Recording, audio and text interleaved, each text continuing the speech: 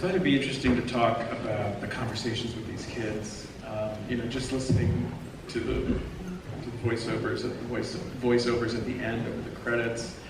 It just really kind of anchors so much of what the movie kind of springs from, and I'll ask you later about sort of where the ideas came from. But I'd love to know more about just how the three of you engaged with all the kids we see on the screen, and how you kind of just sat with them and the conversations, and how that came about, how you found the kids that you talked to.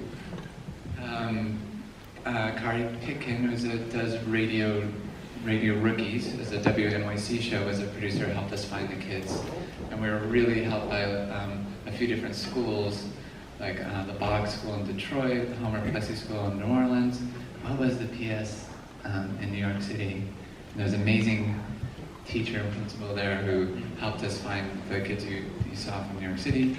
And she went and met them, did a little quick interview, and then we show up as small as we can and as sort of, sensitively as we can.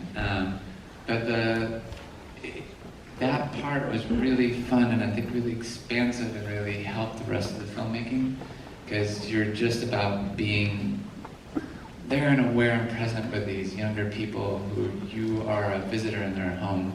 So really heightens your sensitivity to all the different power things that are going on. And I don't know, it was like a very enlivening part of the whole thing. I read that you shot the film in sequence. Where did the interviews or these conversations with the kids fit in that sequence? So Woody, the kid in our film, he's only 9 when we shot that, so child labor laws, you can only shoot for a certain amount a day, so we would just pop and go find a kid to interview in a place, often really weird places, or their home. And it was a lot of, our AD, Rachel Jensen, did an amazing job of making that all work, because it was quite a feat. So they happened while we're shooting in New York City, and then we went to New Orleans, and we went to Detroit. And is it the two of you talking to them, and then Mike is kind of hanging back documenting it, or how much of that is he provoking, or how are those conversations? We did a lot of prep, thinking about what questions we wanted to ask and why. But then once we got there, we just followed the interview, I guess. And some of them we did together, and then some of them we flew solo and reported back to each other later. Yeah. Mm-hmm. Did talking with them change the way you kind of thought about, or where you sort of thought the story was going to go? How did their responses, because they anchor the film so beautifully, and I wonder how what they were telling the two of you and you, how that changed sort of the trajectory if you're shooting in sequence. Well, I remember we did kind of shift the questions a little bit to kind of echo or resonate with where we were in the story, just a little bit. And like you said, we shot in order, so it was kind of easy, we're really feeling this right now in the narrative part of the film, let's ask a question in that direction. But I really didn't want to use the kids to sort of elucidate what was happening with the narrative characters. I wanted them to kind of be their own movie a little bit, and to have their own volition a little bit, or their own voice, and not be in service of the narrative part of the film, but to be sort of the secondary thing that sort of adds, rather than supports. Yeah. So I know you're a dad, Mike. Did the original ideas for Come On, Come On come from your own conversations with your own kid, or how did that? Which came first? I guess. Did you have the idea and then? Yeah, I mean, I really feel like my only chance of making a decent movie is coming from something I've seen a lot and have a relationship with. So one night I was giving Hopper a bath, and I was like, I think I might make a film about giving you a bath. And my kids are very funny, and they said, oh, do you mean when people are really big and you can never capture them all, but then you get one slice of them in a film, maybe? And I was like, wait, did you hear me say that? He's like, yeah, you do that all the time. And, so I was like, that's funny. It started there. It started, and not just my relationship with my kid, but all the kids that my kid has brought me to, and all the people around those kids, other moms especially, dads, parents, teachers. It's a world that's meant a lot to me. Yeah. I was just so taken with Woody Norman, and I know Woody's not here. I was thinking maybe Joaquin, you could tell us what Woody was like. He's just like such a force. Like just watching him, just kind of, it's brilliant to look at on screen and listen to.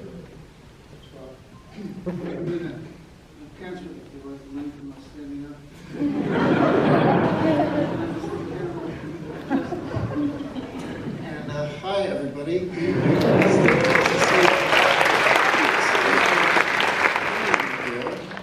Surprising to see so many people. Yes.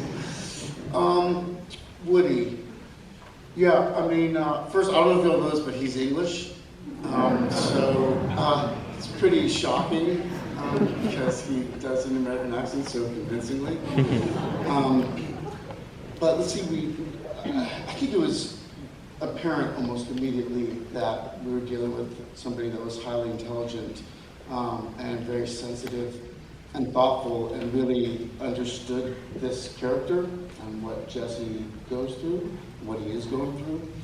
And I think in kind of one of our first meeting, actually, kind of first audition, I guess, there was a moment where we were doing a scene. I can't remember precisely what it was, but he kind of went off on his own with something, kind of ad-libbed something. Yeah. And me and Mills both were like really struck by it because it really exhibited an intelligence about the character that I don't think that I kind of expected, right? It's one thing if somebody's kind of doing lines, but I was really kind of struck by that. I think we both looked at each other and were like, oh, he actually understands what this character is going through. He understands it like, in a way that also that we don't, right? Which was really amazing, and I think what you want. So I was really impressed with him, and I think he became in some ways, well, certainly for me, kind of the barometer for authenticity when it comes to acting. I think it's something that Mills and I were aware of, obviously going into it. We wanted this to feel authentic and natural, but we didn't want it to be like naturalistic acting. I don't know how to explain it, but it's kind of like a style of acting, and that's like acting, but you act natural or something. And I was like, fuck, I don't know. Oh man, I don't know how to do that. How are we gonna do this? And then I had this like example of how to do it every day. And so it was like a constant reminder for me of what we were aiming for and what is authentic and really captures, I think, the voice, if you will, for this film. So, Woody was really, my guide in many ways through this. I think a big part of this process for me was listening to him and reacting to him. And I think Mills was so amazing at kind of creating this space where he felt comfortable to express himself and to express the character of Jesse. And so he's all right.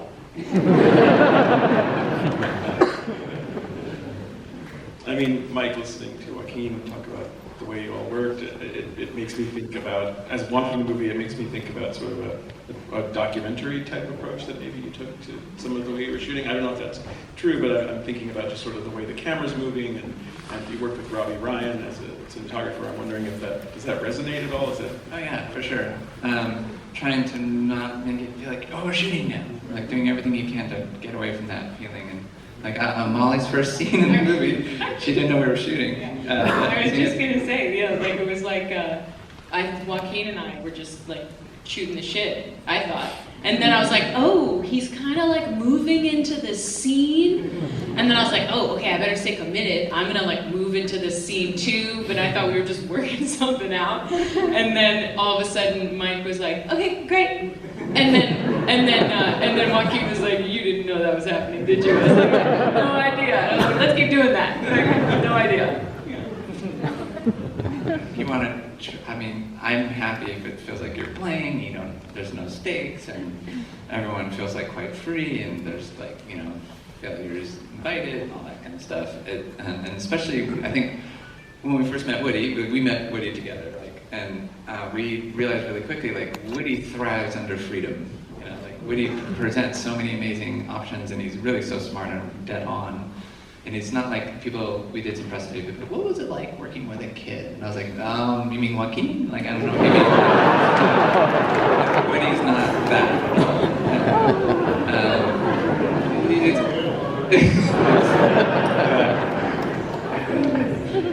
Just come up with that. In the shower, I'd work on these things, yeah. Gabby's not here on stage with us. Hat tip to her.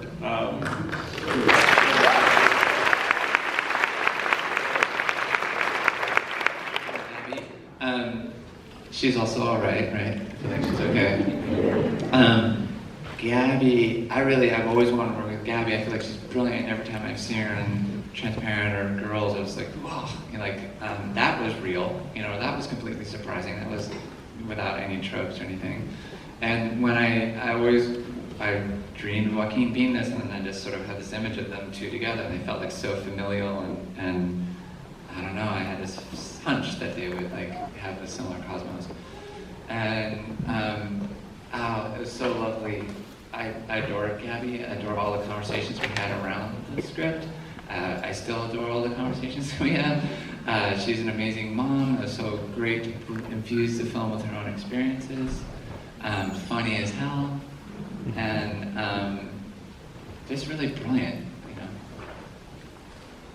I was saying in the intro that I guess I watched the movie a certain way in light of sort of the world we've all been living in the last year and a half or so. These questions about the future.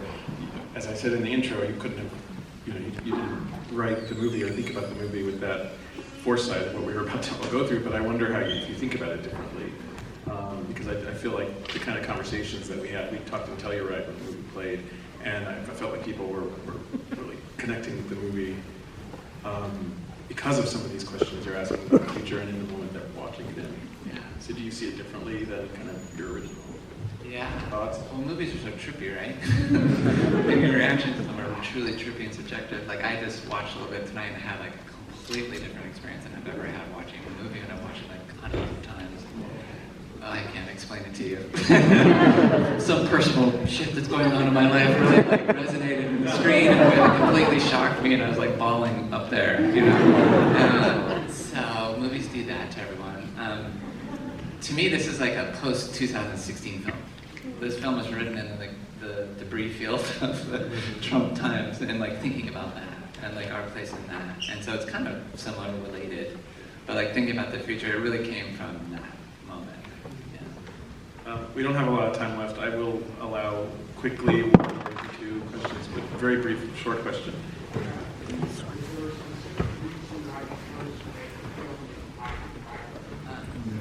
The question is about the choice to make a film in black and white. There's a bunch of reasons. I love black and white films. I adore them. I feel like they're a slightly different species, and I've always wanted to go play with that species. And then in my head, this film has a lot of documentary qualities to it. It's very much in the real now to me, but it's also like a fable. I kept seeing the figure of the big man and the kid together, and it felt like an archetypal image or like a fairy tale almost about man and child, and I wanted to enhance that. I feel like black and white pulls you out of reality. It's an abstraction that kind of enhances that. And in my head, as a filmmaker, at least me, I have to convince myself to do the film. So it's it's like a drawing, not a painting. Somehow that meant a lot to me. It's it's very quick, it's ephemeral, it's intimate. And so those qualities meant a lot to me. And it made me feel I should do that. Okay, we'll just do one more. Oh goodness. How about way up there? Yes, you take it. With the white mask. Sure. It's going to be a stupid question, but I feel like you're really into doorways. Are you really The question is, are you really into doorways? No one asked me to enter, so I can't go in. There was revealed. You guys all know Ozu, right? I'm pretty addicted to Ozu, and Gordon Willis, who does that a lot. And I find it's sort of like a replication of what it is to watch a movie. You're like watching the scene like you all are watching the movie. I'm always attracted to that. Someone asked me that earlier today, and I was kind of like, oh, you know that? Because I do it fairly unconsciously. It's just like I just love that, moving in through a doorway. I'll try to change. Okay, one more quick one and then we're done. Sorry, you want to pick? What was it? Yeah, with the orange? Yeah, with the hat, yeah. Soundtrack. The process of the soundtrack. So it's the Dessner brothers. They are in this band called The National, and they're really lovely, brilliant people. And that music is really so the movie, to me, like the heart of the movie. And we did a lot of different stuff, and I was horrible. And like, go over there, and they happily go over there. Go over there, and they go over there. And finally, like, Mike, what about this? And I was like, oh, God, that's like really the feeling. So it was a lot of, they did so much stuff. And it was over Overcast too, so like, very weird process. And luckily, they're lovely, and we did a long project together, so we kind of had some stuff between us. And Aaron Dessner's daughter gave me the story of the orphan, like she does that orphan game. And I wrote some of it while working with them on their record, so like it was very integrated. There was this poor guy that thought you were pointing at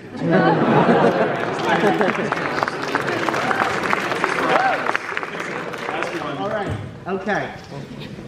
About a month ago, I had a dream, and I was asking multiple actors, what's the secret to good acting? And I asked Joaquin, and he said, dude, I don't fucking know. Like, I don't know, I just act, I just do it. Can you actually answer that question? What is the secret to being such a great actor? Because you. Sounds like I already did.